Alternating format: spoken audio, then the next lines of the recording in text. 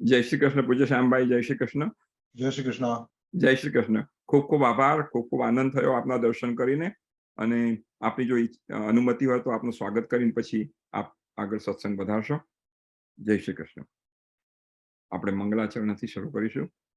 શ્રી ગણેશાય નમઃ.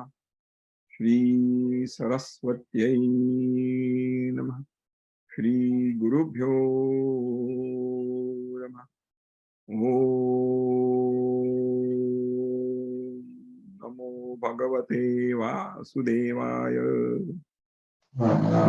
આપણે સદગુરુદેવ પરમ પૂજ્ય ડુંગરીજી મહારાજને નમસ્કાર કરીએ છીએ અને આપ પણ સૌ પોતપોતાના સદગુરુને નમસ્કાર કરશો. પરમ પૂજ્ય શ્યામભાઈ ને આપણે સ્વાગત કરીએ છીએ, નમસ્કાર કરીએ છીએ. સ્વાગતમ સુસ્વાગતમ પરમ પૂજ્ય શ્યામભાઈ ઠાકર.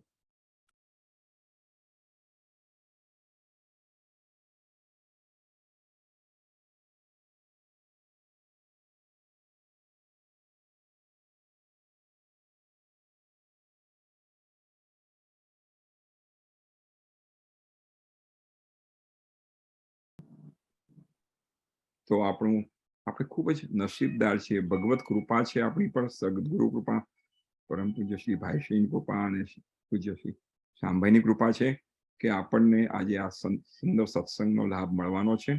જેના દ્વારા ભગવાન પ્રગટ હોય તેવા સાધુ લક્ષણે યુક્ત વડવાનળ જેવા સંતના સંગથી આપણામાં ભગવાનમાં ભક્તિ પ્રગટ થાય છે. સંત તુલસીદાસ જેમની જયંતિ ગયા ગુરુવારે જ હતી, તેમણે કહ્યું છે એમના રામચરિત માનસમાં, પ્રથમ ભગતિ સંતન કર સંગા, દૂસરી રતિ મમ કથા પ્રસંગા. તો આજે આપણને આ બંને પ્રકારની ભક્તિ મળશે, સંતનો સત્સંગ અને આપણને કથા પ્રસંગોથી ભગવાનની કથામાં એમના ગુણોના, એમના રૂપનું આપણને વર્ણન કરીને સત્સંગ કરાવશે. ખૂબ જ નસીબદાર છીએ આપણે, ખૂબ જ ભગવાનની કૃપા છે. તો આવો પરમ પૂજ્ય શ્રી શ્યામભાઈને આપણે સૌ વંદન કરીએ. જય શ્રી કૃષ્ણ. અને આપ સૌને પણ નમસ્કાર અને જય શ્રી કૃષ્ણ. અને હવે આપણે પરમ પૂજ્ય શ્રી શ્યામભાઈને વિનંતી કરીએ કે એ આપણને સત્સંગ કરાવે. વસુદેવસુતમ દેવમ કંસચાણૂરમર્દનમ દેવકી પરમાનંદમ કૃષ્ણં વંદે જગદ્ગુરુમ. ગુરુર્બ્રહ્મા ગુરુર્વિષ્ણુઃ ગુરુર્દેવો મહેશ્વરઃ ગુરુઃ સાક્ષાત પરબ્રહ્મ તસ્मै શ્રી ગુરવે નમઃ. ઓમ નમઃ શિવાય. વિષ્ણુ સહસ્રનામ સત્સંગ પરિવાર, જે લોકો બધા સાથે મળીને શ્રાવણ માસનું પર્વને સેલિબ્રેટ કરી રહ્યા છે અને આજે એનો બીજો પાર્ટ. ઇન ડિટેલ કહીએ તો Indo American senior citizen centre of New York, બ્રાહ્મણ સોસાયટી ઓફ ન્યુયોર્ક, ગુજરાતી સમાજ of New York, senior community centre of Vaishnav temple of New York, spiritual development centre, Jalaram સત્સંગ પરિવાર, બ્રાહ્મણ સમાજ ઓફ ન્યુયોર્ક અને long island Gujarati cultural society. સૌના જે કોઈ પદાધિકારીઓ હાજર હોય અને મારી જેમ આમાંથી એકઈ સોસાયટીના કે કોઈ સેન્ટરના સભ્ય ન હોય, પરંતુ વિષ્ણુ સહસ્રનામમાં ઇન્ટરેસ્ટ હોય અને એના કારણે થઈને શ્રી નરેન્દ્રભાઈ ભાલોદકરના આટલા ભગીરથ પ્રયત્નને, જે 2 વર્ષથી હવે તો ઉપરનો સમય જાય છે, દર સોમવારે હાજર થઈને બરાબર એમના પરિશ્રમને વધાવતા અને ભગવાનના નામોમાં શ્રદ્ધા ધરાવનારા, અત્યારે આમાં 96 પાર્ટિસિપેન્ટ્સ બતાવે છે, ડેફિનેટલી એના કરતા વધારે લોકો સાંભળતા હોય. ડિવાઇસીસ 96 ઓન હશે, પણ સાંભળનારા લોકો આના કરતા વધારે હોય. તો એ દુનિયાના જે ખૂણામાં જ્યાં બેઠા છો એ સૌને આદર સાથે પ્રણામ. સૌને જય શ્રી કૃષ્ણ, જય સિયારામ. સૌને મહાદેવના આ દિવ્ય મહિનાની ખૂબ ખૂબ શુભકામનાઓ.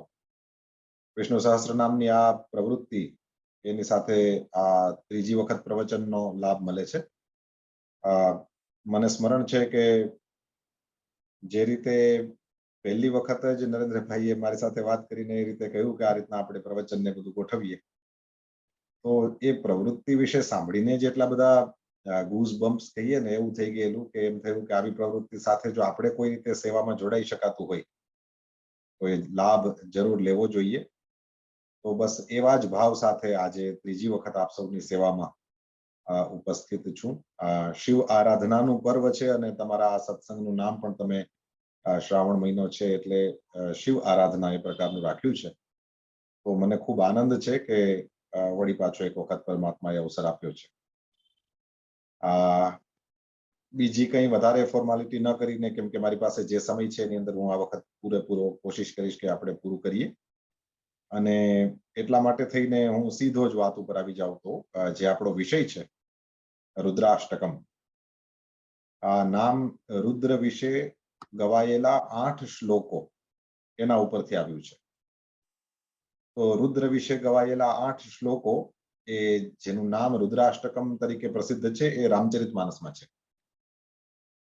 સૌથી પહેલા તો હું આપને એ વિનંતી કરી દઉં કે જો શક્ય હોય ને તમારા પાસે બીજું કોઈ ડિવાઇસ હોય અને એની અંદર તમે આ શ્લોકોને મારી સાથે જોતા જઈ શકો તો બહુ સારું. નહીં તો નરેન્દ્રભાઈને હું વિનંતી કરીશ કે જ્યારે શ્લોકો વિશે આપણે બોલીએ ત્યારે મારી સ્ક્રીન ના દેખાય તો ચાલશે, પરંતુ સ્ક્રીન ઉપર જ જે તમે મને મોકલ્યું છે ગુજરાતીમાં એ જ રાખી શકો. ને જો કોઈ રીતે આપણી ટેકનિકલ ટીમ એમાં એ રીતે કરી શકે તો I will be more happy, કારણ કે મારું મોઢું નહીં દેખાય તો ચાલશે પણ આ રુદ્રાષ્ટકમના શ્લોકો દેખાતા જશે ને તો આપણે એક એક શબ્દ લેતા જવાના છીએ. તો જેની સામે હશે એ રામચરિતમાનસ કોઈના ઘરમાં બિરાજતું હોય જરૂર ખોલીને જોઈ લેજો. ઉત્તરકાંડમાં આ તમને મળશે, કાગભૂષુંડીની કથામાં. અધરવાઇઝ આપણી ટેકનિકલ ટીમ આપણને સપોર્ટ કરે તો આપણે એ રીતે પણ કોશિશ કરીશું. નહીં તો હું એક એક શબ્દ સમજાવતો જઈશ. એટલે કોઈ રીતે વિષ્ણુ આ રુદ્રાષ્ટકમ તમે ખોલીને તમારી સામે રાખી શકશો તો યુ વિલ ડેફિનેટલી એન્જોય. ભગવાનની કૃપાથી મને આજે સ્મૃતિ થાય છે નરેન્દ્રભાઈ, શાર્લોટમાં 5 દિવસ માટે રુદ્રાષ્ટકમ ઉપર પ્રવચન થયું અને બધાએ ખૂબ આનંદ લીધેલો. યુટ્યુબ ઉપર એ આખું 5 દિવસનું પ્રવચન છે રાખેલું છે. આજે વળી પાછો અવસર મળે છે. આજે 1 કલાકમાં એ 8 શ્લોકોને જે 5 દિવસમાં જોયા હતા એનો અવસર આપ્યો છે પરમાત્માએ. અને પરમાત્મા અણુથી અણુ અને મહાનથી મહાન છે. તો પરમાત્માનું નામ અને એમના ભક્તો દ્વારા ગવાયેલા સ્તોત્ર છે એ પણ ઓછામાં ઓછા સમયમાં અને વધારેમાં વધારે સમય મળે તો એમાં પણ આપણે એનો રસ લઈ શકીએ છીએ. એનું આજે એક અવસર મળ્યો છે. રુદ્રાષ્ટકમ કઈ પરિસ્થિતિમાં ગવાયું એ મારે આપને પહેલા કહેવું છે અને પછીથી આપણે એ સ્તોત્ર તરફ જવું છે. રુદ્રાષ્ટકમ બહુ વિચિત્ર કહેવાય એવી પરિસ્થિતિમાં ગવાયું છે. નોર્મલી એવું હોય કે ભગવાનની ભક્તિ કેવી રીતે કરવી ગુરુજનો શિષ્યોને એવું બધું શીખવાડતા હોય. પણ જ્યારે રુદ્રાષ્ટકમ ગવાય છે ત્યારે ગુરુજીએ પોતાના ચેલાને ભગવાનનો કોપ નડ્યો છે, એનો ક્રોધ નડ્યો છે અને એનાથી એને બચાવવાનો છે. એ ગુરુદેવ છે એ પોતાના શિષ્યનું ઉપરાણું લઈને અને મારો શિષ્ય છે, પ્લીઝ આને માફ કરો, પ્રભુ તમે આના ઉપર ક્રોધ નહીં કરો, આ તો સાવ સામાન્ય જીવ છે, તમે પણ આની ઉપર ક્રોધ કરશો તો શું થશે? તમે તો મહાન થી પણ ભયંકર છો, પરંતુ તમે કૃપાલુ પણ છો. આમ કરીને ગુરુદેવ છે બહુ વિનવણી કરે છે પોતાના શિષ્યને બચાવવા માટે ભગવાનની પાસે. એટલે એકદમ યુનિક કહેવાય એવી સિચ્યુએશનમાં આ સ્તોત્ર ગવાયું છે. તમારે પ્રસંગ શોધે કે શાસ્ત્રોમાં આના સિવાય ભગવાનના ક્રોધથી બચાવવા માટે ગુરુ શિષ્ય માટે થઈને, એમને પોતાને તો ભક્તિ હતી જ પણ શિષ્ય માટે થઈને ગુરુદેવ સ્તોત્ર ગાય છે અને એ આ સ્તોત્ર છે. તો ઉજ્જૈનની અંદર આ કાગભૂસુંડી છે એ ગરુડને, રામાયણની કથા આપ સૌ જાણો છો, વક્તા તરીકે કાગભૂસુંડી, શ્રોતા તરીકે ગરુડજી. તો ગરુડજીને પ્રશ્ન થયો એટલે શ્રોતા ગરુડજીએ વક્તા કાગભૂસુંડીજીને કહ્યું કે મહારાજ આ કાગડાનું શરીર કંઈ થોડું સારું શરીર ગણાય છે આપણે ત્યાં, અને તમે તો કલ્પાંતરોથી આ એકનું એક શરીર ધારણ કરો, કઈ કઈ આ શરીર માટે પ્રેમ છે એનું કોઈ કારણ છે? બધી યાદી થઈ જાય છે અને પાછળના જન્મોની વાતમાંથી કહ્યું કે બહુ લોંગ સ્ટોરી છે પણ હું તમને શોર્ટ કરીને કહું. અને એની અંદર કોઈ એમણે કહ્યું કે હું જે ગામમાં રહેતો હતો ત્યાં દુષ્કાળ પડ્યો અને મારે બીજા ગામમાં જતું રહેવું પડ્યું. તો બીજા ગામમાં જતા રહેવા માટે થઈને મેં ઉજ્જૈન પસંદ કર્યું. એ જ ઉજ્જૈન છે જેને અવંતિકા પણ કહીએ છીએ અને ઉજ્જૈન પણ કહીએ છીએ. ખાલી યાદી કરાવવા માટે 4 જગ્યાએ જે કુંભ મેળા લાગે છે એમાંથી એક ઉજ્જૈન છે. અને મહાકવિ કાલિદાસનું નામ તમે કદાચ સાંભળ્યું હશે. એ કાલિદાસ આ ઉજ્જૈનના હતા. ભારતના બરાબર મધ્યમાં જે પ્રદેશ છે મધ્યપ્રદેશ, એમાં આ ઉજ્જૈન છે. અને ભગવાન મહાકાલ જે જ્યોતિર્લિંગમ છે, 12 જ્યોતિર્લિંગમાંથી એક લિંગ એ મહાકાલ છે. મહાકાલનું એ ત્યાં સ્થાન છે. ઉજ્જૈન જાય છે કાગભૂષુંડીએ ગરુડજીને કહ્યું કે હું ત્યાં એક શિવ મંદિરમાં રહેતો હતો અને વિપ્ર એક વૈદિક શિવ પૂજા, વૈદિક એક બ્રાહ્મણ એ ત્યાં મંદિરમાં રહીને શિવ પૂજા કરે. હું એમની પાસે હતો, મારો શરીર જે હતું એ શુદ્રનું હતું. ગુરુજી મને પોતાની પાસે રાખ્યો, મને દીક્ષા આપેલી શિવ મંત્રની. હું શિવ નામ જપતો રહેતો હતો અને ગુરુજીની સેવા મારાથી જે કંઈ થાય એ કરતો હતો. પરંતુ આમ સ્વભાવ નહીં ને આ ભગવાનનું નામ મળી ગયું ને ભજન કરવા માંડ્યો ને તે થોડો મારા અંદર કાગભૂષુંડીજી સ્વીકારે છે કે અહંકાર આવી ગયો. અને એ જેમ જેમ ભજન થતું ગયું સાથે સાથે અહંકાર પણ વધતો ગયો. તે જેમ જેમ ભજન થતું ગયું ને અહંકાર વધતો ગયો, તે ભજનનો પછી કઈ ફાયદો તો મળે નહીં એવું થાય. એટલે અહંકાર જ જગ્યા રોકી લેવા માંડ્યો મનમાં. તે હદ તો ત્યારે થઈ કે એક સમયે શંકર ભગવાનના મંદિરમાં બેઠો બેઠો હું, કાગભૂષુંડીજી કહે છે કે હું શિવ નામ જપતો હતો અને એવે સમયે ત્યાં મારા ગુરુજી પધારે છે. આપણે ત્યાં નિયમ છે, આપણાથી મોટા કોઈ આવે તો આપણે ઊભા થઈને એમને વંદન કરીએ છીએ. અમારા કથાકારો તો પોતાના ગુરુદેવ પધારે, કોઈ બહુ મોટા સંત પધારે અને જેમનું મહાત્મ્ય એ કથાકારને ખબર હોય એવા સંતો પધારે તો વ્યાસપીઠો ઉપરથી પણ ઊભા થઈને. નહીં તો પુરાણોમાં એવું લખેલું મેં વાંચ્યું છે કે વ્યાસપીઠ ઉપરથી ક્યારેય કોઈ ઊભું ન થવું જોઈએ. પરંતુ પોતાના સદગુરુદેવ ભગવાનને જોવે એવે સમયે વક્તા ત્યારે એ શિષ્ય ભાવમાં આવી જાય. એવે સમયે વક્તાપણાના અભિમાનમાં બેઠો રહેતો નથી. એ તુરંત ઊભા થઈને એમના પોતાના ગુરુદેવને વંદન કરે. કારણ કે આ જે કંઈ છે એ જ્ઞાન કહો, સમજણ કહો, શાસ્ત્રનું જ્ઞાન કહો, સ્વાધ્યાયનો અવસર છે એ કહો, એ બધી જ વસ્તુ એવી છે જે ગુરુ કૃપાથી જ તો પ્રાપ્ત થઈ છે. એટલા માટે થઈને એ શિષ્યો તુરંત ઊભા થઈને એમના ગુરુદેવને વંદન કરતા હોય છે. જ્યારે શંકર ભગવાનના મંદિરમાં બેઠો બેઠો કાગભૂષુંડીજી કહે છે હું આ જપ કરતો હતો, ગુરુજી આવ્યા, મેં જોયું પણ ખરું તોય ઊભો ના થયો. તમારે આ 2 વર્ષથી સત્સંગ ચાલે છે એટલે ક્યારેક તો ગજેન્દ્રને તમે યાદ કર્યા જ હશે. અને ગજેન્દ્રને હાથીની યોની મળી હતી એનું કારણ જ એ હતું કે ગજેન્દ્ર જ્યારે એ પહેલાના અવતારમાં એ રાજા છે ઇન્દ્રદ્યુમ્ન નામના, અને ત્યારે એમના જ્યાં પૂજાનું સ્થાન છે ત્યાં અગસ્ત્ય ઋષિ આવે છે. આ ગુરુજન છે, એમને જોઈને ઊભા થઈને વંદન કરવા જોઈએ. પરંતુ ઇન્દ્રદ્યુમ્નને એવો વિચાર થયો કે હું ભગવાનની પૂજા કરું છું, મારે થોડું ઊભું થવાનું હોય પૂજામાંથી. ના, એ ભૂલ હતી અને એના કારણે થઈને ઋષિ અગસ્ત્યએ એમને શાપ આપ્યો અને એ ગજેન્દ્ર હાથી થયેલો. તો ઊભા થઈને વંદન કરવા જોઈએ જ્યારે આપણા ગુરુજનો આવે. હવે એ ન કર્યું એટલે ગુરુદેવ તો અત્યંત દયાળુ હતા. એમણે તો કોઈ મનમાં લીધું પણ નહીં કે આ છોકરો ઊભો ન થયો, પ્રણામ ન કર્યા. કારણ કે એને ખબર કે શુદ્ર શરીર છે અને એ હજી એને એટલું બધું જ્ઞાન નથી. જેમ જેમ મારી પાસે રહેતો જશે એમ એમ ધીરે ધીરે સનાતન ધર્મની મર્યાદાઓનો એને ખ્યાલ આવતો જશે.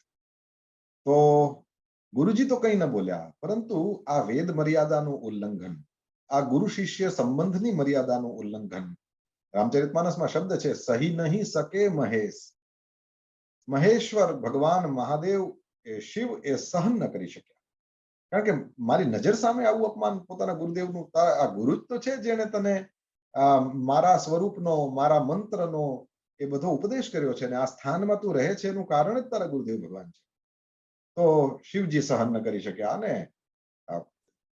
પેલું આકાશવાણી થાય છે કે તું સઠ છે, તું અજ્ઞાની છે, અહંકારી છે, શાપ આપ્યો છે અને તરત જ તું ચાંડાલ પક્ષી થઈ જશે. આવો શાપ આપ્યો શંકર ભગવાન. શિવજીનો નિયમ એ રાજી જલ્દી થાય અને પાછા ખીજાઈ પણ જલ્દી જાય. રાજી જલ્દી થાય છે એટલે જેમનું નામ છે આશુતોષ. સંસ્કૃત ભાષામાં આશુનો મતલબ થાય જલ્દી, અને તોષ એટલે જેમને સંતોષ થઈ જાય છે.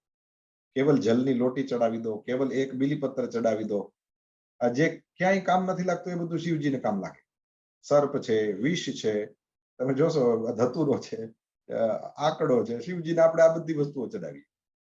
અને શંકર ભગવાન સંતુષ્ટ પણ જલ્દી થઈ જાય. શિવજી એ ક્રોધ પણ જલ્દી કરે. આજે આ કાગભૂષુંડી ઉપર ક્રોધે ભરાયા અને તુરંત ચાંડાલ પક્ષી એટલે કે કાગડો થવાનો શાપ આપ્યો. અને એ જગ્યાએ રામચરિતમાનસમાં ગોસ્વામીજી નોંધે છે કે હાહાકાર કરે છે એમના ગુરુદેવ, જે બ્રાહ્મણ દેવતા જેમનું નામ નથી લખ્યું, એમણે હાહાકાર કર્યો અને પોતાના શિષ્યની ઉપર શિવજીની અનુકંપા થાય, આ ક્રોધ કરીને જે શાપ આપ્યો છે એ શાપ ઓછામાં ઓછા સમય માટે એના ઉપર રહે અને જલ્દીથી એનાથી મુક્ત થાય, આવી ભાવનાથી એમના જે ગુરુદેવ ભગવાન છે એ અત્યંત કરુણાથી શંકર ભગવાનની સ્તુતિ કરે છે અને એમને મનાવે છે. એટલે આવી સિચ્યુએશનમાં ગવાયેલું સ્તોત્ર તે આ રુદ્રાષ્ટકમ છે. રુદ્રાષ્ટકમ કદાચ કોઈ પાસે હોય તો એમણે જે છેલ્લે લખાયું છે ને 9મો શ્લોક એ પહેલા જોવો જોઈએ. 9મો શ્લોક તમે જોઈ શકો ને તો જુઓ. ત્યાં લખ્યું છે રુદ્રાષ્ટકમ ઇદમ પ્રોક્તમ વિપ્રેણ હરતોષયે યે પઠંતિ નરા ભક્ત્યા તેષામ શંભુ પ્રસીદતિ. અર્થ લખ્યો છે કે આ રુદ્રાષ્ટક સ્તોત્ર શંકર ભગવાનની પ્રસન્નતા માટે લો. આ આપણી ટેકનિકલ ટીમે બહુ કૃપા કરી, તમારી સામે સ્તોત્ર આવી ગયું આખું.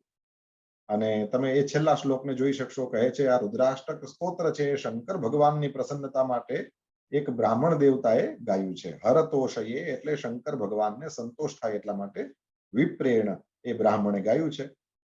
તો હવે નીચેની લાઈન ઉપર ધ્યાન દેવા જેવું છે કે જે મનુષ્યો ભક્ત્યા પઠંતી, તમને બંને શબ્દો શ્લોકમાં દેખાશે, યે નરા ભક્ત્યા પઠંતી, જે વ્યક્તિ જે મનુષ્ય ભક્તિથી આનો પાઠ કરે છે તો તેષામ એવા મનુષ્યોની ઉપર શંભુ પ્રસિદ્ધતિ, શંભુ પ્રસન્ન થઈ જાય છે. આ વસ્તુ યાદ રાખજો. તમે કોઈ પણ સ્તોત્રનો પાઠ કરો, કંઈ પણ આવી રીતે રુદ્રાષ્ટકમ જેવી કોઈ વસ્તુનો પાઠ કરો તો એમાં છેલ્લે કંઈક લખ્યું હોય, એ કન્ડિશન્સ હોય કે આમ કરજો તો તમને આ મળશે. તો આ છેલ્લી લાઈન વાંચી તો આપણને સૌને ખબર પડી કે તમે આનો ભક્તિથી પાઠ કરશો તો શંભુ પ્રસન્ન થશે. એટલે મને બહુ ગમ્યું. હમણાં આપણે વિષ્ણુ સહસ્ત્રનામનું 41મા શ્લોકમાં પ્રવેશ કર્યો તો આપને સૌને નરેન્દ્રભાઈએ ખાસ કહ્યું કે તમે લોકો પણ સાથે આ શ્લોકનું ઉચ્ચારણ કરજો. એ જે ઉચ્ચારણ કરો છો ને એનાથી તમારો પાઠ ગણાય છે.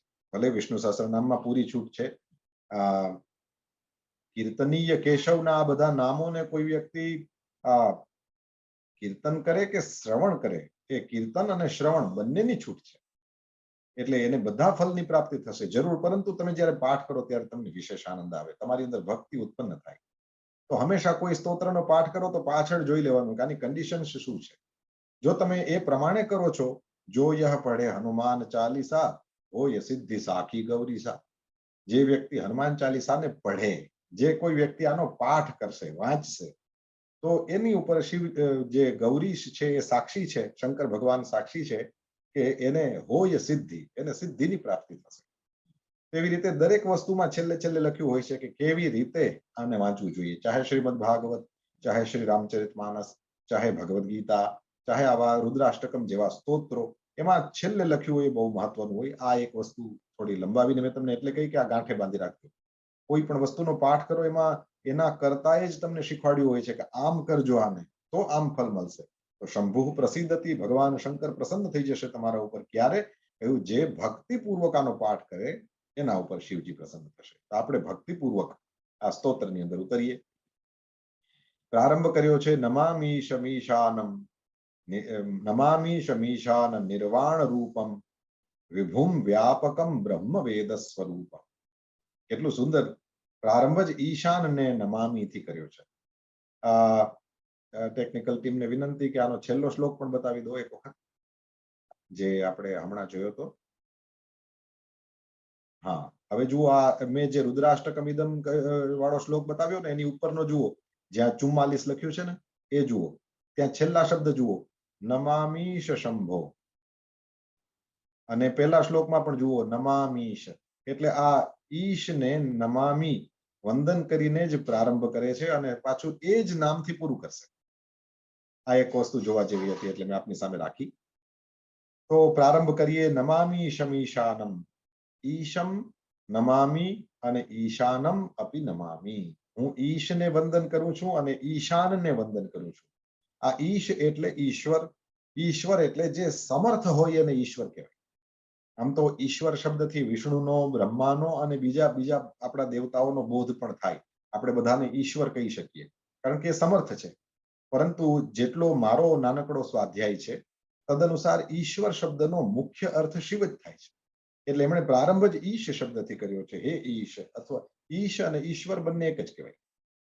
તો હે ઈશ, આપને નમામી, હું આપને વંદન કરું છું, હું નમસ્કાર કરું છું. ઈશાનમ, આ ગુજરાતી અનુવાદમાં તમે જોઈ શકો છો, ત્યાં લખ્યું છે હે ઈશાન દિશાના ઈશ્વર. ડાયરેક્શન્સ ખબર હશે, સૂર્યનારાયણ ઉગે છે પૂર્વ દિશા કહેવાય.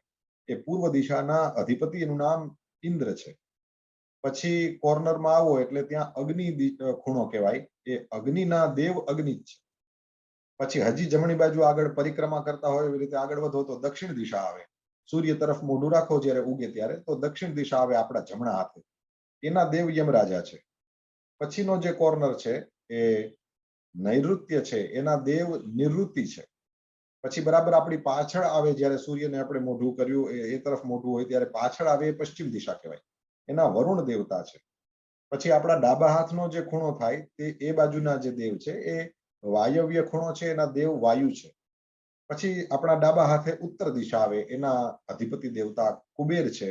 અને એ પૂર્વ અને ઉત્તર, એટલે એ નોર્થ અને ઈસ્ટ ની વચ્ચેનો જે કોર્નર છે, જેને અંગ્રેજોની પાસે તો કઈ શબ્દો જ નથી એટલે બિચારા નોર્થ ઈસ્ટ એમ કહી દે, એ ખૂણાનું નામ ઈશાન છે.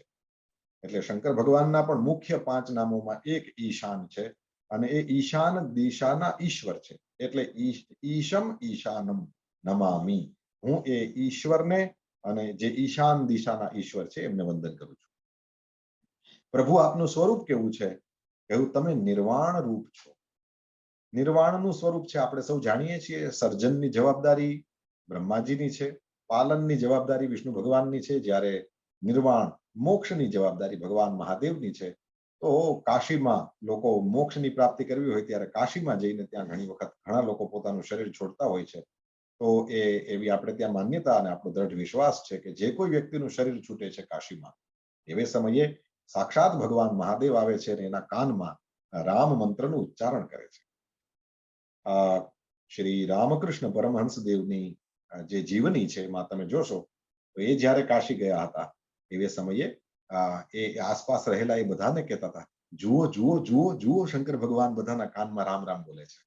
એમને દેખાતા હતા, બીજા કોઈને શિવજી નતા દર્શન થતા, પરંતુ રામકૃષ્ણ દેવ જોતા હતા. એ કહે છે જુઓ જુઓ, એ બંગાળીમાં બોલે, એ પેલા શબ્દો છે, ઘણા વક્તાઓના મુખે મેં સાંભળ્યા છે, મને તો બોલતા ના આવડે બંગાળી, પરંતુ કહે છે જુઓ જુઓ, શિવજી દેખાય છે, શિવજી જુઓ બધાના કાનમાં છે. આપણે ત્યાં એ આપણે માનીએ છીએ તો નિર્વાણ સ્વરૂપ છે ભગવાન મહાદેવ. નમામી શમીશાન નિર્વાણ રૂપમ. ગાવું જોઈએ આ સ્તોત્ર છે, પરંતુ મને ખબર છે એ પ્રમાણે આપણા કાર્યક્રમમાં આ જ્યારે પૂરું થશે ત્યારે આપણી ટેકનિકલ ટીમ છે, અમારા ગુરુદેવ ભગવાનના સ્વરમાં તમને જે અદ્ભુત સાધનામય સ્વરથી, સિદ્ધ સ્વરથી આપને એ રુદ્રાષ્ટકમ સાંભળવા મળવાનું છે. એટલે હું ગાઈને તમારા કાન નહીં પકાવું. તો નિર્વાણ રૂપ છે પરમાત્મા ભગવાન મહાદેવ. પછી આ બધા એમના નામો છે અને એનાથી એમનું સામર્થ્ય, એમનો સ્વભાવ એ બધી આપણને ખબર પડતી જાય. વિભુમ, વિભુનો અર્થ પ્રભુ થાય. વિભુ અને પ્રભુ એ બંને એક જ કહેવાય. એટલે એ વિભુનો અર્થ પ્રભુ કરીએ એટલે પ્રભુનો અર્થ થાય સમર્થ અથવા તો સ્વામી. તો ભગવાન મહાદેવ સૌના સ્વામી છે. આપણે અહીંયા બેઠા બેઠા એમ બોલીએ કે ક્યાં દર્શન કરવા ગયા હતા, તો કહેશે રામેશ્વરમ. એ ગામનું નામ રામેશ્વરમ જ છે, એ આપણે બરાબર કહીએ જ્યોતિર્લિંગને. પણ તમે ત્યાં જશો તો એ લોકો રામનાથ સ્વામી એમ કહેશે. પ્રત્યેક ભગવાનને એ લોકો સ્વામી કહીને બોલાવે. તો એ સ્વામી, પ્રભુ, સમર્થ અથવા વિભુ, આ બધાનો અર્થ એક જ થાય. વિભુ છે ભગવાન, સ્વામી છે સૌના, સમર્થ છે. અને એ પરમાત્મા એવા નથી કે કેવલ મંદિરમાં જ હોય. એ પરમાત્મા એવા નથી કે કેવલ કૈલાસ પર્વત ઉપર જ હોય. એ પરમાત્મા એવા નથી કે કોઈ એક સ્થાન વિશેષમાં હોય. લખ્યું છે વ્યાપકમ. એ શિવજી જે શિવ તત્વ છે એ વ્યાપક તત્વ છે. વ્યાપક તત્વનો મતલબ થયો તમે શિવારાધના કરો છો, આપણા વિષ્ણુ સહસ્રનામના સત્સંગ અંતર્ગત તમે અત્યારે આ ભગવાન મહાદેવના સ્તોત્રના વિશે અત્યારે જાણી રહ્યા છો અને પછી તમે એનું ગાયન કરશો તો તમે દુનિયાના કોઈ પણ ખૂણામાં બેઠા હો, ભારતમાં હો કે ભારતની બહાર હો, કોઈ જ્યોતિર્લિંગ હોય એવા કોઈ નગરમાં બેઠા હો કે એની બહાર બેઠા હો તમે, પરંતુ વાસ્તવમાં એ વ્યાપક શિવ તમારી આસપાસ જ છે, એ તમને વીંટળાઈને રહેલા જ છે. આપણે કદાચ આની પહેલા કોઈ સમયે સત્સંગ કર્યો હશે ને એમાં મેં કહ્યું હશે એવું, પરંતુ રિપીટ થાય તો એ વાંધો નહીં, પણ કામની ચીજ છે. શિવ પુરાણમાં તો એવું લખ્યું છે કે મનુષ્ય માત્ર શિવ જ છે, મનુષ્ય માત્ર શિવ છે. તો તમે સ્વયં છો એ પણ ભગવાન મહાદેવ છો. તો વ્યાપકનો મતલબ ક્યાં આપણે નથી, સર્વત્ર આપણે છીએ, એમ ભગવાન મહાદેવ પણ સર્વત્ર છે. તો બીજા કોઈ સ્વરૂપે તમારી આસપાસ પૃથ્વી, જલ, તેજ, વાયુ, આકાશના સ્વરૂપે શિવ છે એ પણ શિવ જ છે, પરંતુ એમ ન વિશ્વાસ આવે તો આપણે પોતે શિવ સ્વરૂપ છીએ એ પણ આપણે માની શકીએ. શિવ પુરાણમાં તો લખ્યું છે વૃક્ષ માત્ર, પૃથ્વીનો કણ કણ માત્ર શિવ સ્વરૂપ છે.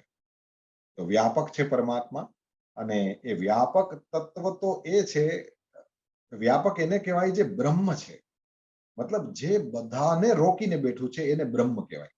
તો એ જ વ્યાપક છે, બીજું કોઈ વ્યાપક નથી. તો બિલકુલ પેલા બ્રાહ્મણ દેવતા કહે છે ઉજ્જૈનના મહાકાલની સામે સ્તુતિ કરતા કરતા કે આ વ્યાપક તત્વ છે એ બ્રહ્મ જ છે. ભગવાન મહાદેવ કોણ?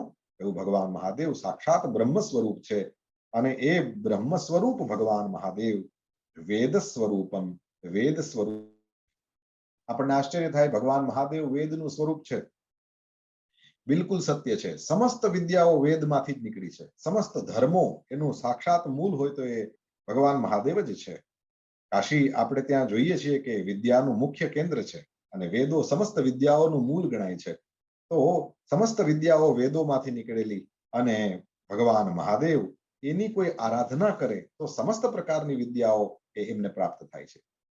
સર્વ વિદ્યાનામ ઈશ્વર, એવું પણ ભગવાન મહાદેવને શ્રીમદ ભાગવતમાં કહેવાયું છે.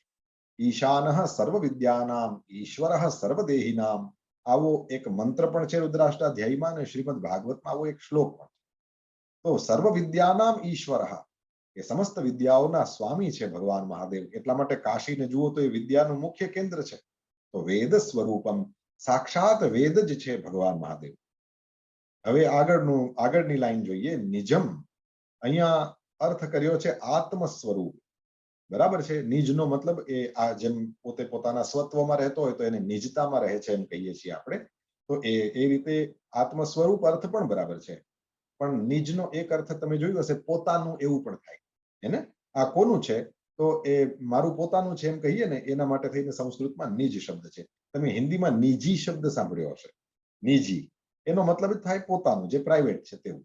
તો શંકર ભગવાન વિશે મારે અહીંયા આ અર્થ કરીને એમ કેવું છે, ભગવાન મહાદેવ પણ એ કોઈ પરાયા નથી, એ આપણા પોતાના છે. જે ભજે એના શિવજી છે. એમને સમજવું જોઈએ કે કેવલ પાર્વતી અંબાના, કેવલ ગણપતિ બાપાના, કેવલ કાર્તિક સ્વામીના, કેવલ નંદી મહારાજના, કેવલ ભૂતોના, પ્રેતોના, કે કેવલ કૈલાસમાં જ રહેનારા ના.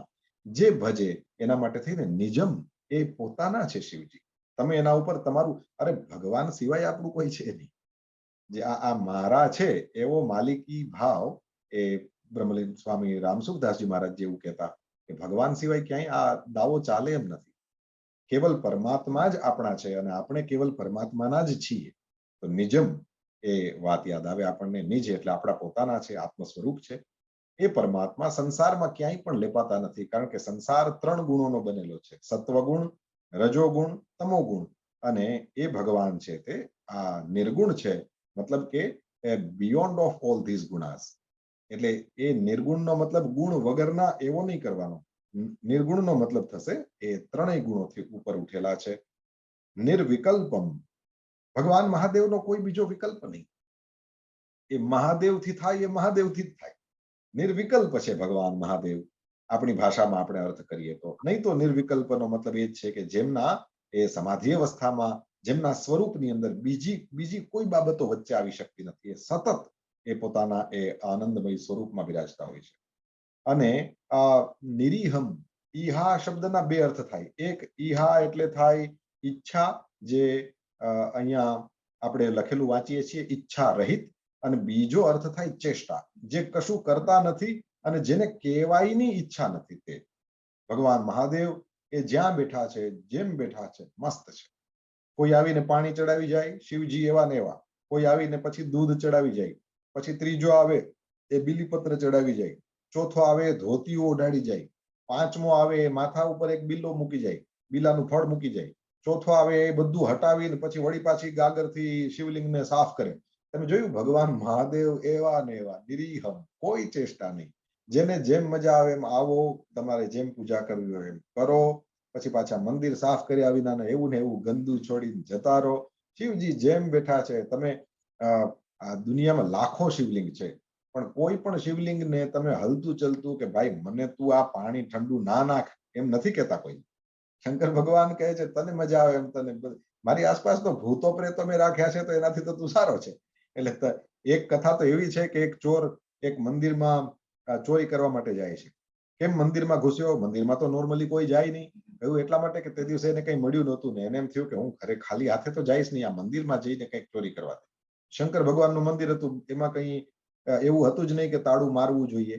એ બારણું ખોલીને અંદર ઘૂસ્યો, જોયું ચારે બાજુ અંધારું હતું, કશું હતું નહીં. તો કંઈ મળ્યું તો નહીં. પેલું ધૂપેલિયું ને એવી બધી વસ્તુઓ પડેલી હતી. પેલા થયું આને વેચું શું આવે. પછી આમ ઉપર નજર કરી તો તાંબાની જલાધારી હતી. એટલે પેલા વિચાર કર્યો કે આને વેચું ને તો થોડાક પૈસા તો મળી જાય.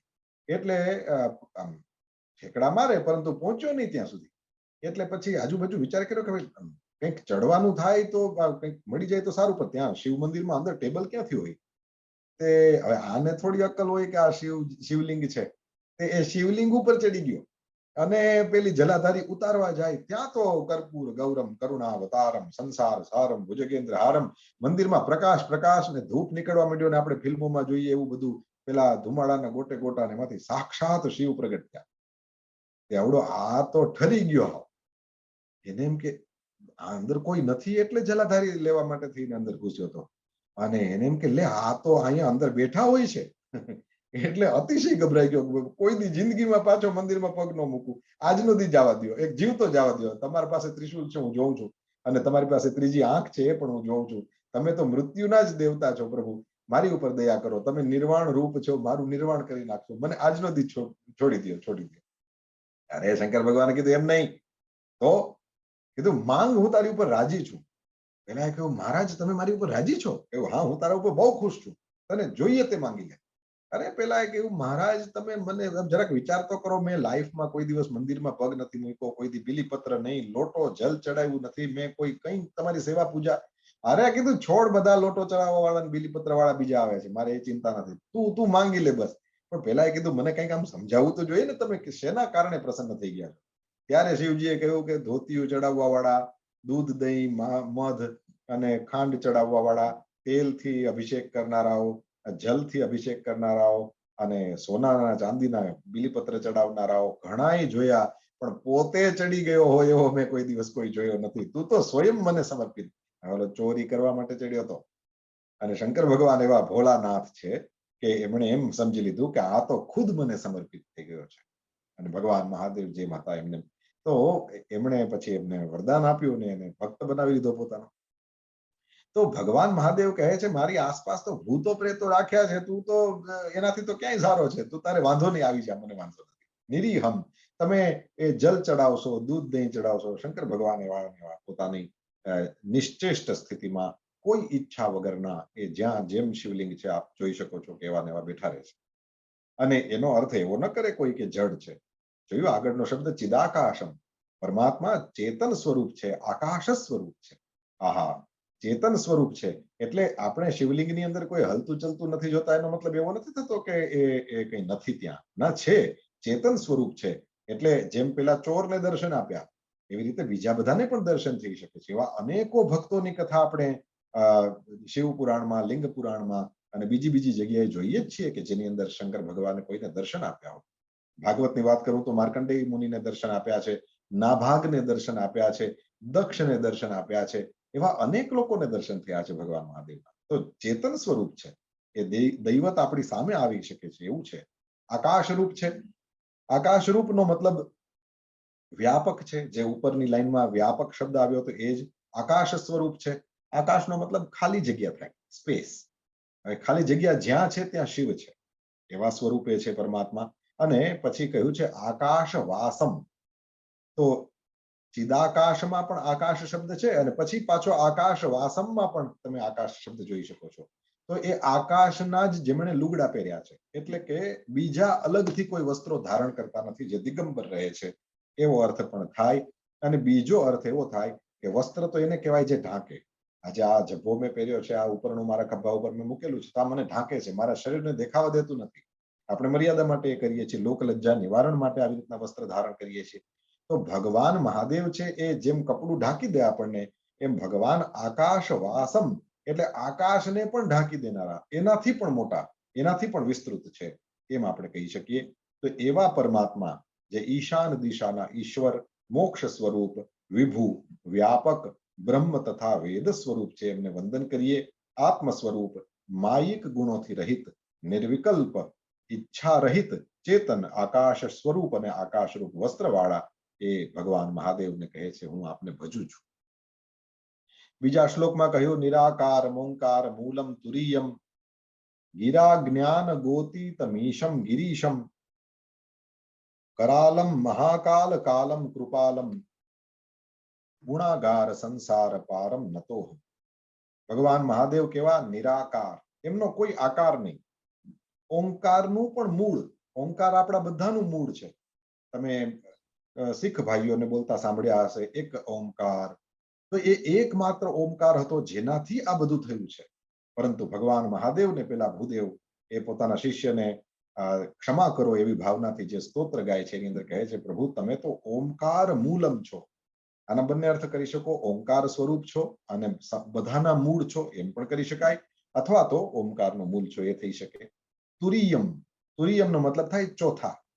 તો ચોથા કોણ? તો કે આ સત્વ, રજ, તમ, આ ત્રણ ગુણ એનાથી ઉપર, એટલે જેમ ગુણાતીત એવો શબ્દ આવે છે ભગવદ્ ગીતામાં, એની જેમ નિર્ગુણ શબ્દ આવ્યો હમણાં આની પહેલાના શ્લોકમાં, એવી રીતના અહીંયા તુરીય શબ્દ એટલે કે ચોથા, મતલબ ત્રણેય ગુણોથી રહિત, એનાથી ઉપરના, એટલે બિયોન્ડ ઓલ ઓફ ધીસ ગુણાસ તમે છો, એ કહેવામાં આવ્યું.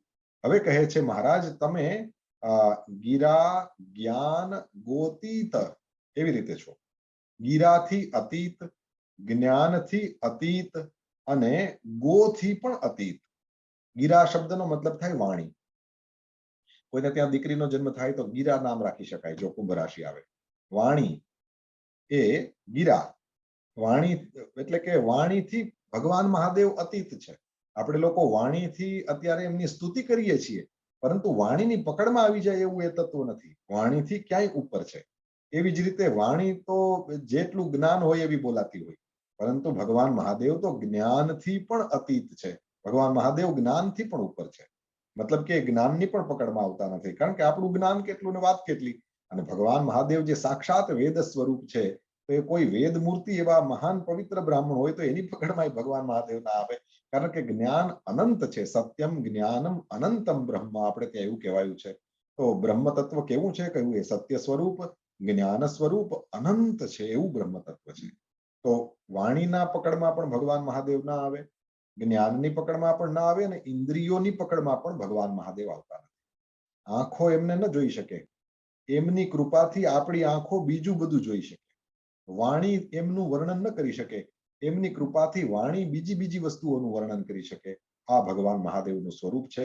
તો ગિરા જ્ઞાન ગોતીતમ, વળી પાછો શબ્દ આવ્યો ઈશમ, ગિરીશમ. ભગવાન મહાદેવ ઈશ છે, ઈશ્વર છે. અને ગિરીશ શબ્દનો મતલબ થાય ગિરી એટલે પહાડ, એના ઈશ એટલે સ્વામી. તો જે પહાડના સ્વામી છે. તો મોટે ભાગે ભગવાન મહાદેવના આપણે દર્શન કરતા હોઈએ તો અનેક પહાડો ઉપર ભગવાન મહાદેવ બિરાજે છે એવી આપણને ખબર છે. અનેક પહાડો ઉપર શિવજીના ગિરનારાઓ અમારે ત્યાં જુનાગઢમાં, તો તમે જોશો કે ભગવાન મહાદેવ બિરાજે જ છે, તળેટીમાં પણ અને ઉપર પણ શિવ મંદિરો છે જ.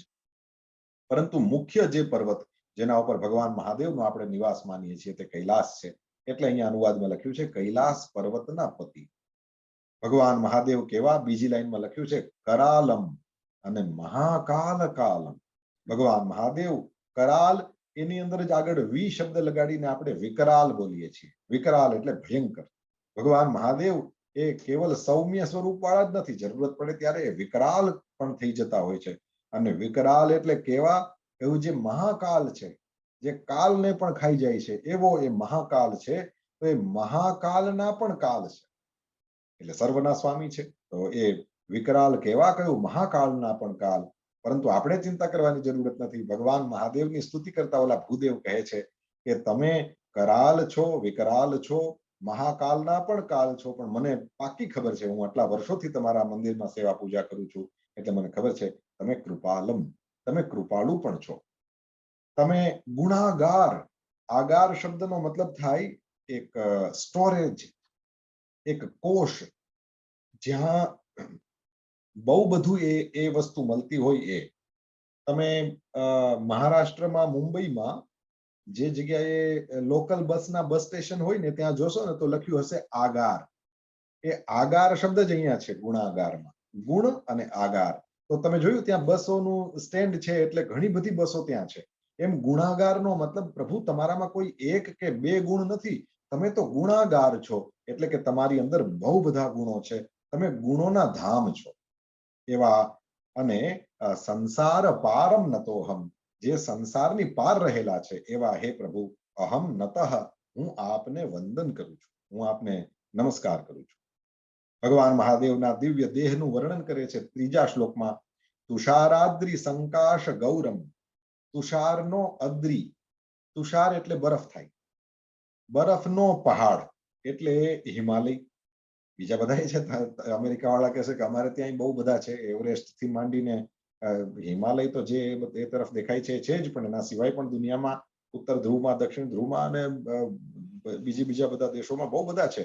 સ્વિટ્ઝરલેન્ડ જેવા વાળા જે એ લોકોએ જોયેલા છે બરફના પહાડો હશે, પરંતુ આપણે જે જોઈને બોલીએ છીએ ભારતમાં આપણી પાસે બરફનો પહાડ છે એ કૈલાસ છે. તો કૈલાસ પર્વત જેવા, અરે હિમાલય પર્વત જેવા ભગવાન મહાદેવ કેવા છે. સંકાશનો મતલબ થાય જેવા, એટલે તુષારાદ્રી જેવા ગૌર, તો બરફના પહાડ જેવા ગોરા. આ એક ખાસ ધ્યાન રાખવા જેવું છે. શંકર ભગવાનના જે ચિત્રમાં શંકર ભગવાનને બ્લુ કલરના બતાવેલા છે બધા ચિત્ર ખોટા.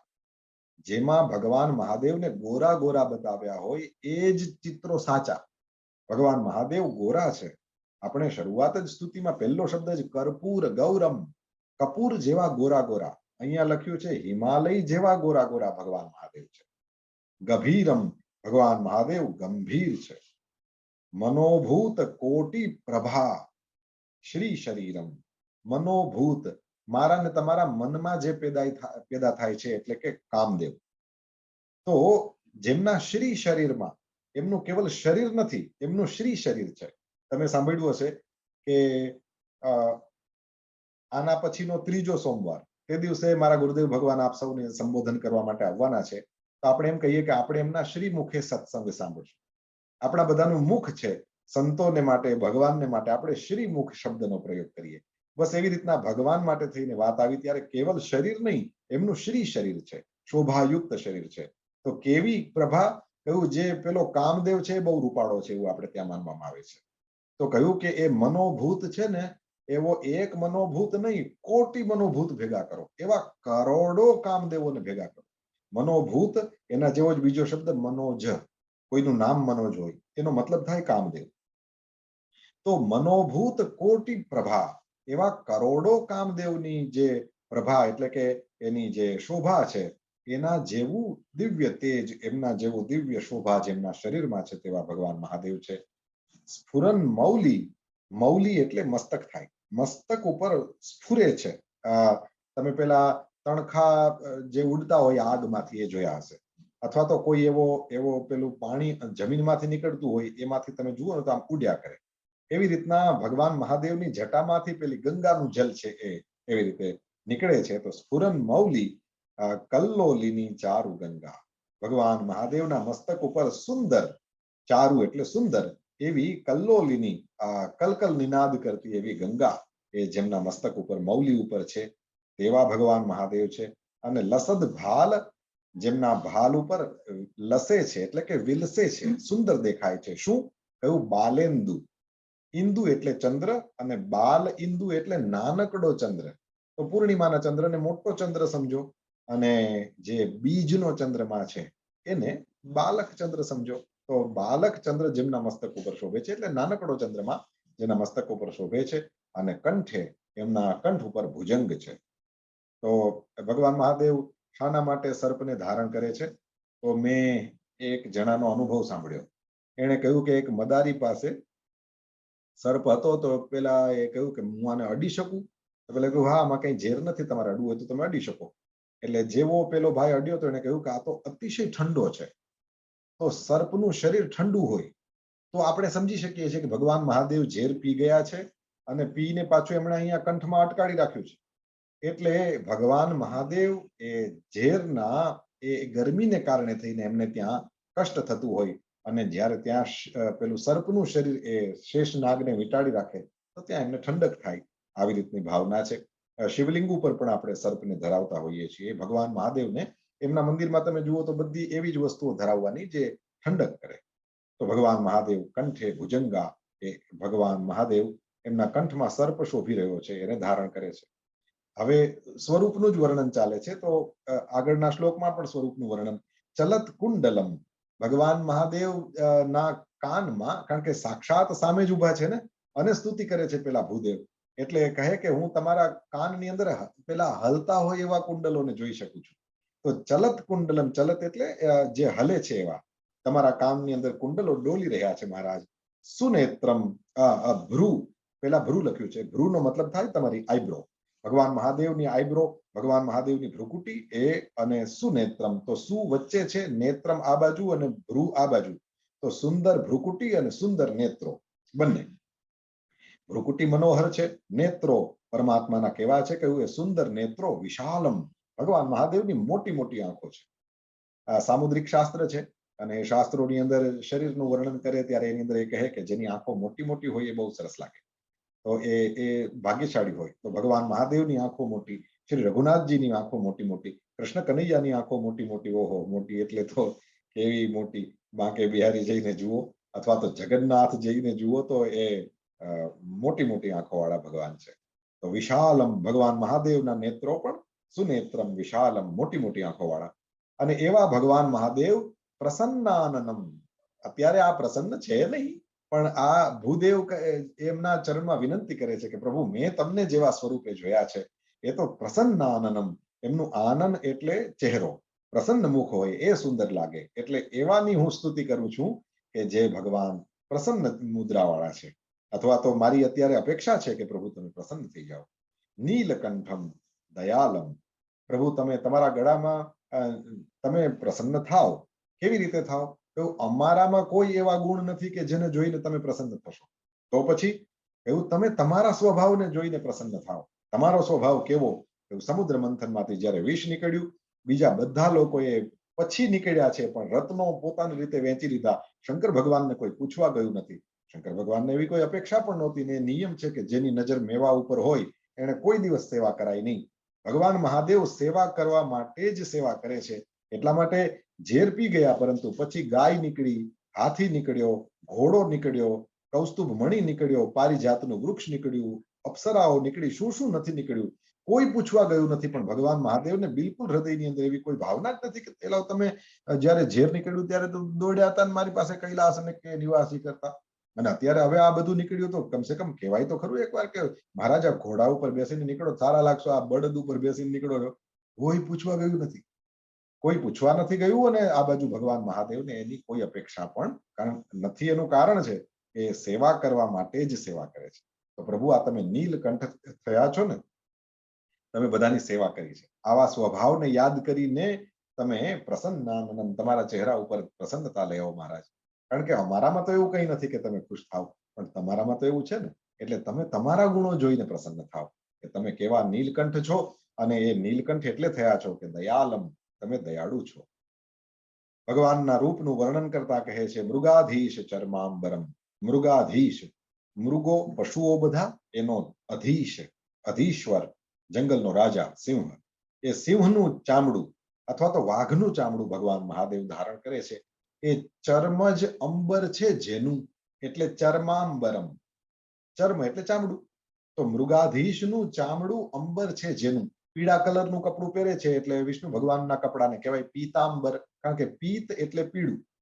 એવી રીતે દાઉદાદા નીલ વર્ણનું વસ્ત્ર ધારણ કરે છે તો નીલાંબર કહેવાય. બસ એવી જ રીતના આ મૃગાધીશ ચર્મ એ જ અંબર છે જેનું, એવા ભગવાન મહાદેવ મૃગાધીશ ચર્માંબરમ એને ધારણ કરે છે. અને મુંડમાલમ ભગવાન મહાદેવે મુંડમાળા ધારણ કરી છે. અત્યંત ટૂંકમાં એ મુંડમાલામાં જે ખોપરીઓ છે એ બધી કોની છે, એવું દર વખતે સતી માતા એ દક્ષથી જન્મે છે. દર વખતે એ દક્ષ શિવજીનું અપમાન કરે છે અને પ્રત્યેક અવતારની અંદર જઈને સતી માતા એ દક્ષના યજ્ઞમાં જઈને બળી મરે છે. દર વખતે ભગવાન મહાદેવ એ સતીના શરીરને પોતાના ખભા ઉપર લઈને વિરહમાં આમથી તેમ ફરતા હોય છે. દર વખતે વિષ્ણુ ભગવાન ચક્ર છોડેને એ 51 શક્તિપીઠો જે થઈ ત્યાં એક એક સતી માતાના શરીરના ટુકડા થઈ જાય ને એ બધા ત્યાં પડે છે. અને પેલી જે ખોપરીનો ભાગ છે એને શંકર ભગવાન પોતાની માળામાં એ પરોવી લે છે. તો એ મુંડમાલા તે બીજા કોઈની નહીં, આ પતિનો પોતાની પત્ની પ્રત્યેનો એટલો જબરદસ્ત પ્રેમ છે. એના અનેક જન્મો થઈ ગયા છે. બધા મુંડોને સાચવી રાખ્યા છે ભગવાન મહાદેવને, એની માળા પહેરે છે. એવા ભગવાન કેવા એ ભગવાન કેવા છે, કયું પ્રિયમ, એ પોતાની પત્નીના પ્રિય અથવા તો પત્ની જેને ખૂબ પ્રિય છે એવા. અને પ્રિય શબ્દનો એક અર્થ જે તૃપ્ત કરી દે એને પ્રિય કહેવાય. ભગવાન મહાદેવ સૌને જેને જે વરદાન જોઈતું હોય તે આપી દે છે. પછી જે થવું હોય તે થાય, પણ એક વખત તો બધાને તૃપ્ત કરે છે. એટલે સર્વના પ્રિય છે અને એ સર્વના પ્રિય છે સાથે સાથે સૌના પૂજ્ય પણ છે. સર્વનાથમ ભજામી, સર્વના નાથ એવા ભગવાન શંકરને હું ભજું છું. હવે આગળની સ્લાઇડ લેશું. આગળના શ્લોકમાં કહે છે પ્રચંડમ પ્રકૃષ્ટમ પ્રગલ્ભમ પરેશમ. જુઓ બધા પ્ર આ અનુપ્રાસ અલંકાર કહેવાય. ભગવાન મહાદેવ કેવા છે, કહ્યું પ્રચંડ છે. ચંડ શબ્દ અત્યંત ક્રોધ કરે અને પ્રચંડ શબ્દનો મતલબ જેને કોઈ રોકી ના શકે એવા ભગવાન મહાદેવ. અને વાસ્તવ એવું જ છે. જ્યારે એ તાંડવ કરવા માંડે ત્યારે પછી બીજા ઋષિ મુનિઓ હોય કે બીજા જે કોઈ હોય એ બધાને હાથ જોડીને ઊભું જ રહેવાનું. પછી બીજું એમને કોઈ રોકનારું કોઈ નહીં. પ્રકૃષ્ટ છે, એવું નહીં કે વિવેક વગરના છે. જેમ મારા ગુરુદેવ ભગવાન પૂજ્યભાઈ શ્રી કહે છે ને કે પરશુરામજીએ પરસો ચલાવ્યો ખરો, એ પરશુ ચલાવ્યું ખરું, પરંતુ એ પરશુને પણ આંખો હતી, એટલે કે વિવેક હતો કે કેની ગરદન ઉપર પરશુ ચાલે ને ક્યાં ન ચાલે. એમ ભગવાન મહાદેવ પ્રચંડ ખરા પણ સાથે સાથે પ્રકૃષ્ટ પણ છે. ભગવાન મહાદેવ પ્રકૃષ્ટ એટલે અતિ ઉત્તમ, અત્યંત શ્રેષ્ઠ છે. પ્રગલ્ભ છે, અત્યંત તેજસ્વી છે, અત્યંત વિવેકી છે, કારણ કે જગત આખાના ગુરુ છે. અને એ પરમાત્મા પરમેશ્વર છે, પરેશ છે. પરેશ અને પરમેશ્વર એ બંને એક જ કહેવાય, કારણ કે ઈશ શબ્દ અને ઈશ્વર શબ્દ એક જ કહેવાય એવું આપણે જોઈ ગયા. એ ભગવાન મહાદેવ કેવા, કહ્યું અખંડ છે. તમે જોયું સતી માતાનું શરીર શાંત થાય, પાર્વતી અંબાનું શરીર શાંત થાય, ભગવાન મહાદેવ મૃત્યુંજય છે એ એકના એક જ છે. એટલે તમે બરાબર ધ્યાન દીધું હશે. આપણે ત્યાં રામનવમી છે, કૃષ્ણ જન્માષ્ટમી તમે ઉજવવાના છો, એ કૃષ્ણ જન્માષ્ટમી આવે, બીજા ભગવાનની જયંતિ હોય, પણ શિવ જયંતિ આવતી નથી. શંકર ભગવાનનો હેપી બર્થડે એ આવતો જ નથી. અને કેમ કે આદિ નથી એટલે અંત પણ નથી. એટલે ભગવાન મહાદેવ સતત છે અને અખંડ છે. અજમ, એમનો જન્મ થતો નથી, એ જયંતિ નથી આવતી એ અર્થમાં, એમનો એ અજન્મા છે. અને ભાનુ કોટી પ્રકાશમ, ભાનુ એટલે સૂર્ય થાય, આપણે સૌ જાણીએ છીએ. તો કરોડો સૂર્યોના જેવો પ્રકાશ ધરાવનારા ભગવાન મહાદેવ છે. ત્રયઃ શૂલ નિર્મૂલનમ, ત્રણેય પ્રકારના દુઃખો, આધિ દૈવિક, આધિ ભૌતિક, આધ્યાત્મિક, અથવા આપણી ભાષામાં આધિ વ્યાધિ ઉપાધિ, માનસિક પીડા, શારીરિક પીડા, કઈ વસ્તુઓ હોવાની ન હોવાની પીડા, આવી ત્રણ પ્રકારની જ્યાં જ્યાં તમને ત્રણ દેખાય એ ત્રણ શૂલને એ નિર્મૂલન કરી નાખે છે. ત્રણેય ગુણોનું નિર્મૂલન કરી નાખે છે, એટલે પણ એને શૂલ જ ગણીએ. તો એવી રીતના જ્યાં જ્યાં ત્રણ દેખાય એ સમસ્ત પ્રકારના દુઃખોને ભગવાન મહાદેવ શું કરે, એવું નિર્મૂલ કરે, મતલબ કે એના મૂળથી ઉખેડી નાખે. અને શૂલ પાણી, ભગવાન મહાદેવ પોતાના શ્રી હસ્તની અંદર શૂલને ધારણ કરે છે કે ત્રિશૂલને ધારણ કરે છે. એવા જે ભવાનીના પતિ છે અને ભાવ દ્વારા, પ્રેમ દ્વારા, ભાવ ગમ્ય, ગમ્ય એટલે પ્રાપ્ય, આપણે એમને ભાવથી પ્રાપ્ત કરી શકીએ છીએ. કારણ કે આપણે એમની સામે જ્ઞાન શું બતાવીએ, એ ભૂદેવને ખબર છે, બ્રાહ્મણ દેવતાને ખબર છે, એટલે કહ્યું કે તમે તો માત્ર ભાવથી જ પ્રાપ્ત થાવ એવા છો મહારાજ. જ્ઞાન તમારી સામે શું બતાડીએ, અમે કર્મ તમારી સામે એવું શું કરીએ કે તમે વશ થઈ જાઓ, એવું કાંઈ નથી. કેવલ તમને વશ કરવાનો એકમાત્ર ઉપાય છે, તો એ જ છે કે તમે ભાવથી, પ્રેમથી એ પ્રાપ્ત થાવ છો, વશ થઈ જાઓ છો. એવા હે ભવાની પતિ, અહમ ભજે, હું આપનું ભજન કરું છું, હું આપનું સેવન કરું છું. આગળનો શ્લોક કલાતીત કલ્યાણ કલ્પાંતકારી સદા સજ્જન આનંદ દાતા પુરારી. ભગવાન મહાદેવ કલાઓથી અતીત છે, એટલે અતીતનો મતલબ પર, એના કરતા શ્રેષ્ઠ. ભગવાન મહાદેવ કલાઓથી ક્યાંય પર છે અને કલ્યાણ સ્વરૂપ છે. કલાતીત કલ્યાણ, સાક્ષાત કલ્યાણનું સ્વરૂપ જ છે ભગવાન મહાદેવ. અને જ્યારે એ અંતિમ સમય આવે એ સમયમાં ભગવાન મહાદેવ કલ્પનો અંત કરી નાખે, એટલે કલ્પાંતકારી છે. કલ્પનો અંત થાય એવે સમયે પ્રલયનો સમય હોય ને એ સમયમાં ભગવાન મહાદેવ પ્રલય કરી દે છે.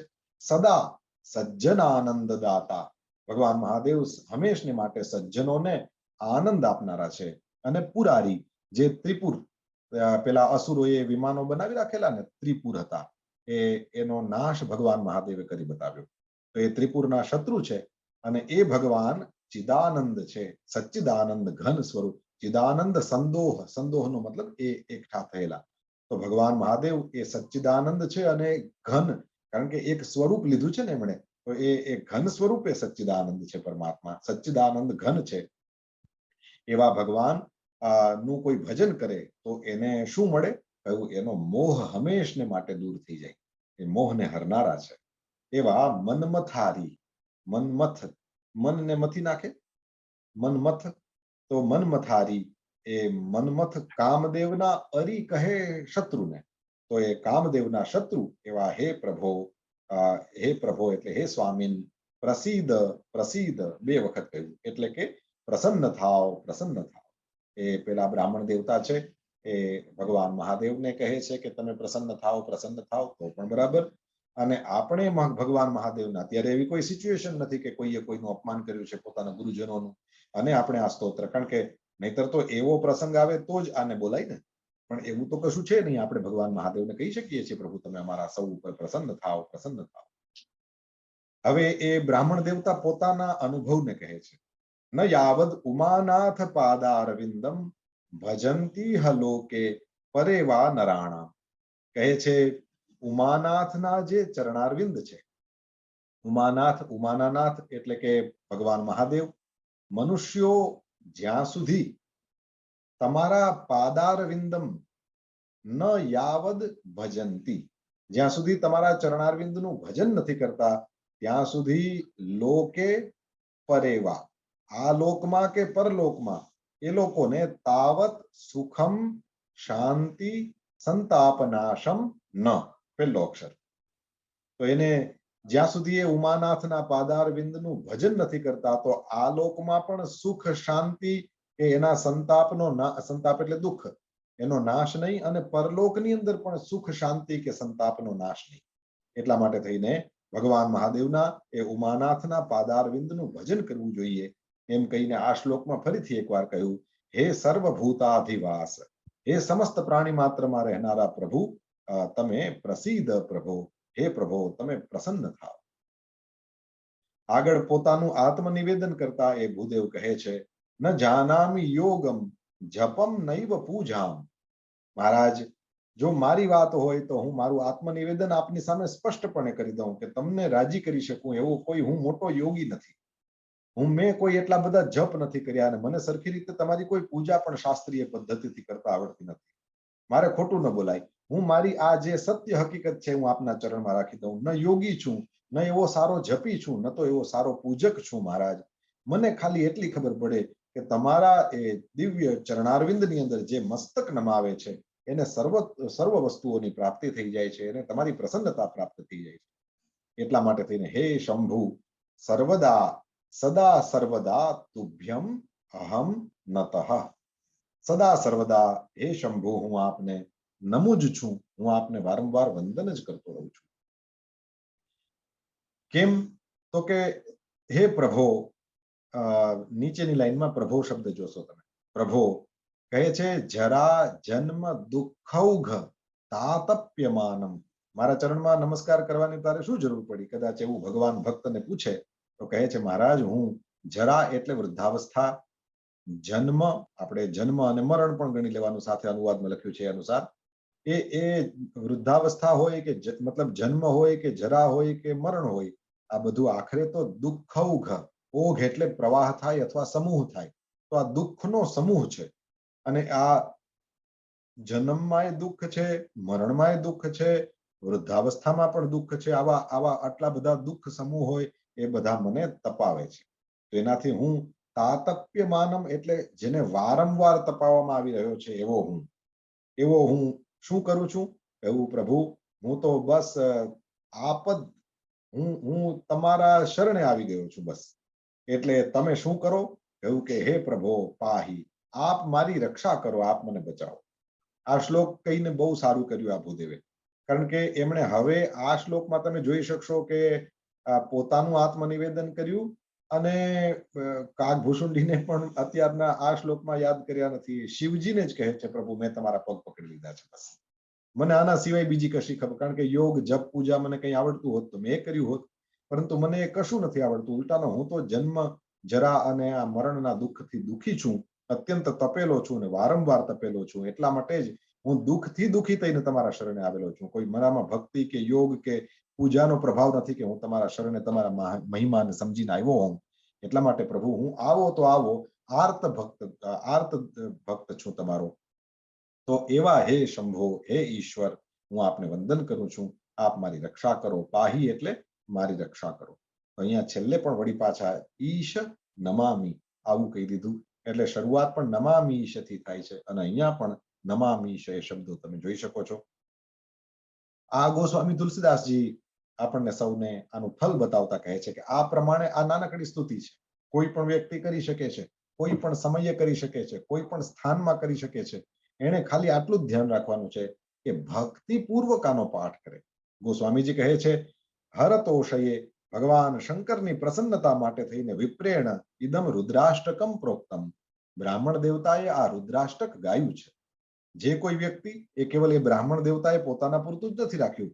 યે નરાહા સ્પષ્ટ કહી દીધું જે કરશે, જે કોઈ નરનો મતલબ પણ એવો પુરુષ એવો કરવાની જરૂર નથી. ઘણા લોકો તો એવી ભૂલો કરતા હોય. ત્યાં કોણે કહ્યું કે આ નરનો અર્થ ખાલી પુરુષ કરવાનો છે? આપણા આત્માને પુરુષ તરીકે જ કલ્પના કરેલી છે. અને પુરુષ શબ્દનો અર્થ પણ સમજી લો. પુર એટલે આ શરીરમાં, શ એટલે સૂતેલો છે. બધાના શરીરમાં જે સૂતેલો આત્મા છે એના માટે શાસ્ત્રમાં પુરુષ શબ્દ આવે. તો અહીંયા નરનો અર્થ પણ એ જ કરો. જેમ સૌના શરીરની અંદર એ આત્મા તો છે, નહીતર તો શરીર આપણું હાલતું ચાલતું જ ના હોય, આ બોલતું ના હોય, સાંભળતું ના હોય. તો આ નરનો મતલબ કોઈ પણ વ્યક્તિ એવો જ કરવો જોઈએ. એટલે અનુવાદમાં પણ અનુવાદકે બહુ ધ્યાન રાખ્યું છે. સ્પષ્ટ લખ્યું જે મનુષ્યો, આ બરાબર લખ્યું છે. તો યે નરાહા ભક્ત્યા પઠંતી, જે કોઈ વ્યક્તિ, જે કોઈ મનુષ્ય ભક્તિથી આનો પાઠ કરશે.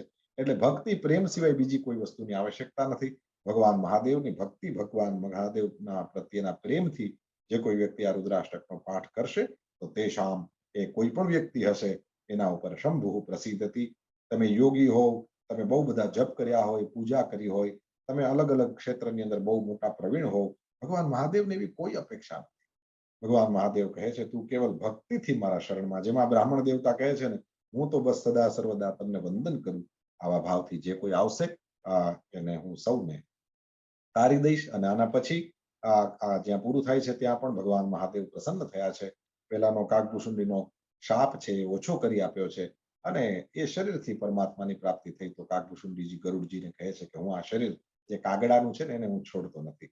તો આવી એક સુંદર ઘટના ઘટે છે રામચરિત માનસની કથા દરમિયાન. આમ તો રામજીની કથા છે, એ હરિચરિત્ર માનસ છે યા તો રામચરિત માનસ છે, પરંતુ એની અંદર એક શિવજીના મહત્વની પણ અદભુત વાત. અને આપણે આ શ્રાવણ મહિનામાં જ્યારે આપણો આ વિષ્ણુ સહસ્રનામ સત્સંગ પરિવાર શિવ આરાધના કરે તો મને એવો વિચાર આવ્યો કે આ વખત આ રુદ્રાષ્ટકમથી નાનકડી સેવા કરવામાં આવે અને એ યથા સમય જે પ્રાપ્ત હતો એની અંદર આપણે સૌએ આનંદ લીધો. મને લાગે થોડી મિનિટો મેં વધારે લીધી છે, પણ જેને વિષ્ણુ સહસ્રનામના અંદર આવતા જે વિરોધાભાસી નામો છે એનું મારું પ્રવચન જેણે સાંભળ્યું હશે એ લોકોને તો આ 9 મિનિટ વધારે લીધી છે તો કંઈ નહીં લાગતી હોય. એ પ્રવચન યુટ્યુબ ઉપર છે, તમે જોજો. તે દિવસે બહુ લાંબુ થઈ ગયેલું કારણ કે મેં પણ ઘડિયાળ છોડી દીધેલી અને બિલકુલ વિરોધાભાસી નામો જેટલા મળ્યા એને હું વધારે આપની સેવામાં રાખી દઉં એમ કરીને એના વિશે પ્રવચન કર્યું હતું, એ મને ધ્યાન છે. તો આજે તો ઘણું સમયસર મને લાગે કે થઈ ગયું છે. નરેન્દ્રભાઈના ફેસ ઉપર સ્માઇલ છે એટલે મને લાગે છે કે ઇટ્સ ફાઇન. 8-9 મિનિટ તો તમારા બીજા બધાના ફેસ ઉપર પણ સ્માઇલ છે તો બતાવે છે કે આજનો સોમવાર આપણો સારો ગયો, શિવ આરાધના સારી થઈ અને ભગવાન મહાદેવની કૃપા બસ આવી જ રીતના તમારા બધા ઉપર પણ ખૂબ બની રહે. હજી તો 41મો જ શ્લોક છે, 142 શ્લોક છે વિષ્ણુ સહસ્રનામમાં. એટલે તમારી લાંબી યાત્રા કરવાની છે અને ઠાકોરજી તમને બધાને જેટલા હાજર છે બધાને ખૂબ સાજા નરવા રાખે અને બહુ સારી રીતે તમારું આ વિષ્ણુ સહસ્રનામનું અનુષ્ઠાન આવી જ રીતે ખૂબ આનંદ સાથે ચાલતું રહે એવી વળી પાછી એક વખત મારા હૃદયની ભાવના અને આપ સૌને ખાસ પ્રણામ. સૌને જય ઓમ શ્રી નમઃ શિવાય. જય શ્રી કૃષ્ણ. જય શ્રી કૃષ્ણ. ખૂબ ખૂબ કૃપા કરી આપ આવ્યા અને ખૂબ સુંદર સત્સંગ કરાવ્યો. અને આપની પાસે 1 કલાક સમય હતો અને બરોબર 1 કલાકમાં જ પૂરું થયું છે, વધારે સમય નથી લીધો. વધારે સમય તો મેં લીધો આપ આવ્યા પછી થોડી વાર આપને માઇક્રોફોન આપવા માટે અને સત્સંગ શરૂ કરવા માટે. એટલે મારી ભૂલ છે, આપ બરોબર સમયસર છો. તો હવે આપણે ખૂબ ખૂબ પહેલા તો આપણે ધન્યવાદ, નમસ્કાર, સાષ્ટાંગ દંડવત પ્રણામ અને ખૂબ ખૂબ ફરી આવી રીતના કૃપા કરજો અમારી પર. અને જ્યારે પણ આપને સમય અનુકૂળ થાય ત્યારે આવી રીતના અમને ખૂબ સુંદર રીતે જે સમજાવ્યું, સત્સંગ કરાવ્યો, ખૂબ ખૂબ અમને આનંદ થયો. બધા વૈષ્ણવ વતી હું આપને ફરી વારંવાર વંદન કરું છું અને નમસ્કાર કરું છું.